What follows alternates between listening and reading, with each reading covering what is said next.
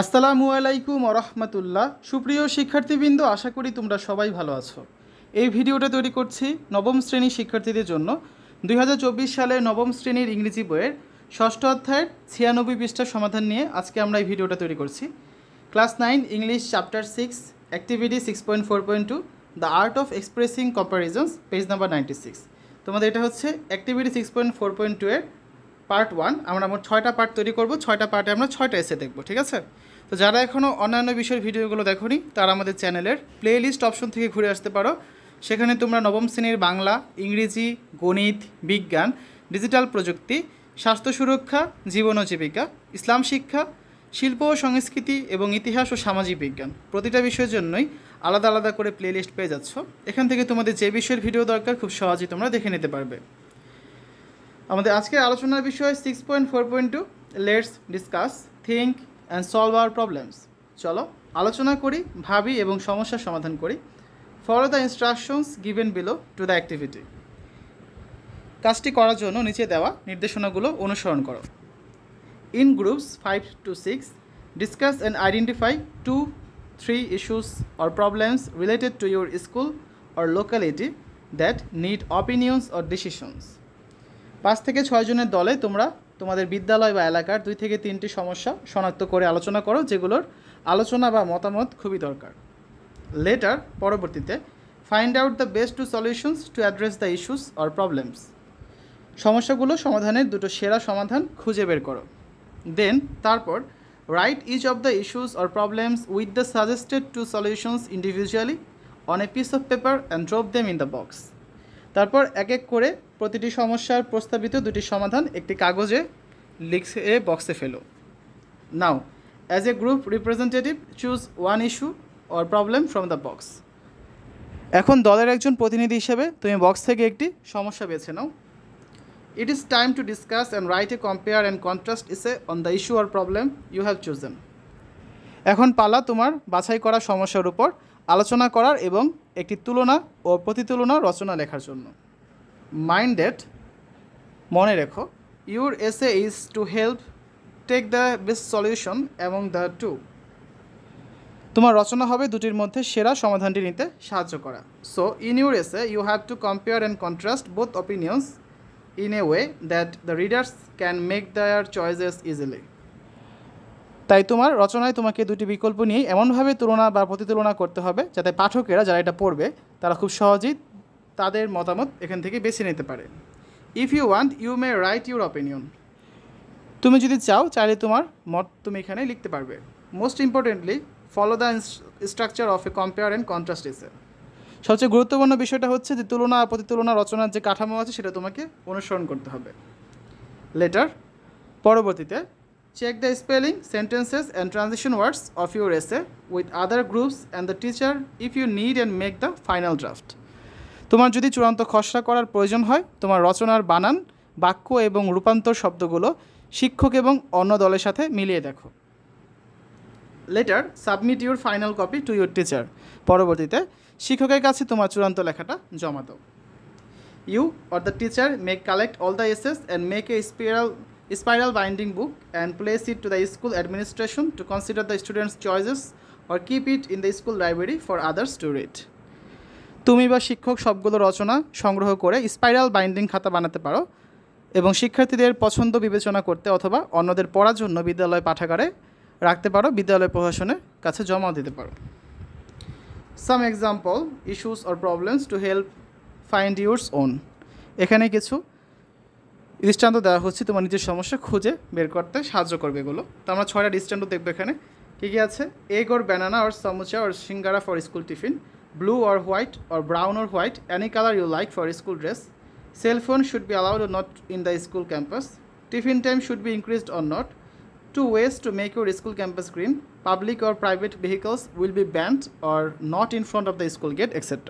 এই 6টার মধ্যে আমাদের আজকের আলোচনার বিষয় হচ্ছে প্রথমটা, egg banana or samosa singara for school tiffin. ঠিক আছে? তো আসো এটা নিয়ে আমরা হচ্ছে এখন একটা স্যাম্পল অ্যান্সার দেখবো বা একটা এসে দেখবো। Egg banana or samosa or singara for school tiffin.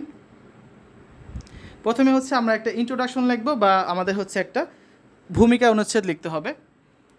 The daily dilemma of choosing school tiffin often revolves around the age-old debate of egg or banana versus samosa or সিঙ্গারা। স্কুলের টিফিন বেছে নেওয়ার প্রতিদিনের যে দ্বিধা থাকে সেটা প্রায় ডিম বা কলা এর সাথে কি সমুচা বা সিঙ্গারা নিয়ে পুরনো বিতর্ককে ঘিরেই থাকে। না একদল বলে যে তুমি ডিম কলা নিয়ে যাও, একদল বলে সমুচা সিঙ্গারা খাও, সমস্যা নেই।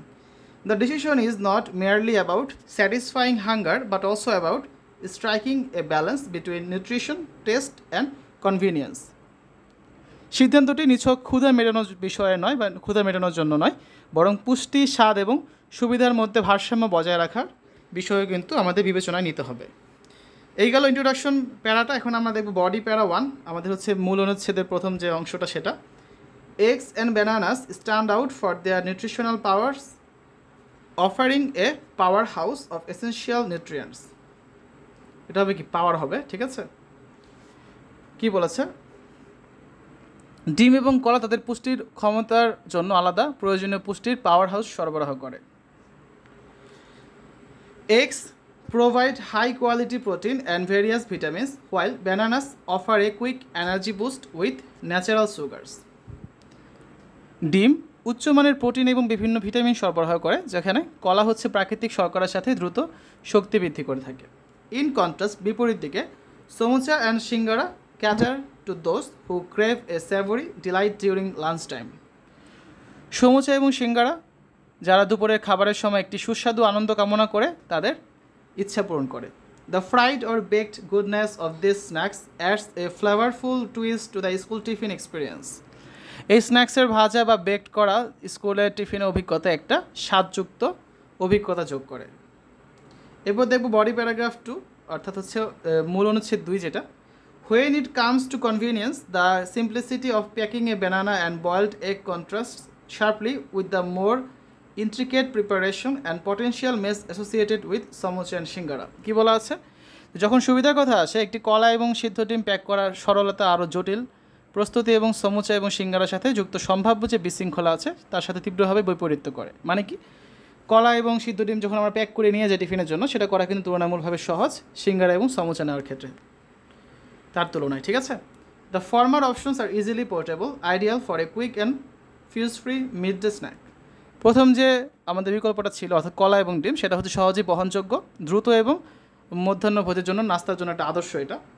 However, the latter demands a bit more time and attention during lunch, requiring a designated space for consumption.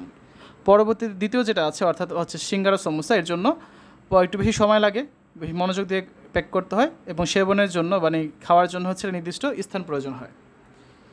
এবং সবার শেষে আমরা কনক্লুশন দেখব বা উপসংহার অনুচ্ছেদে কী দেওয়া যেতে পারে। In conclusion, the choice between egg or banana and samosa or singara is subjective and dependent on individual preferences, nutritional requirements and the desired level of convenience. উপসংহারে বলা যায় যে ডিম এবং কলা অথবা সমোসা এবং সিঙ্গারার মধ্যে পছন্দ বিষয়ভিত্তিক এবং ব্যক্তিগত পছন্দ, পুষ্টির প্রয়োজনীয়তা এবং সুবিধার পছন্দের উপর ভিত্তি করেই হচ্ছে নির্ভরশীল কে কোনটা টিফিনে নেবে, ঠিক আছে? A thoughtful combination of both options could provide a well rounded and satisfying school tiffin, ensuring both health and taste are cater to. উভয় বিকল্পের একটি সুচিন্তন সংমিশ্রণ একটি সুগঠিত এবং সন্তোষজনক স্কুল টিফিন প্রদান করতে পারে, স্বাস্থ্য এবং স্বাদ যেটা উভয় নিশ্চিত করে। সেটি বিবেচনায় নিয়েই হচ্ছে আমাদের প্রত্যেকের উচিত যে টিফিনের জন্য আমরা কী নেব সে বিষয়টা সিলেক্ট করা বা যাচাই করা, ঠিক আছে? এই 6টা এখানে তোমাদের বিকল্প ছিল, তার মধ্যে আজকে আমরা প্রথমটা নিয়ে আলোচনা করলাম, egg or banana or samosa or singara for school tiffin.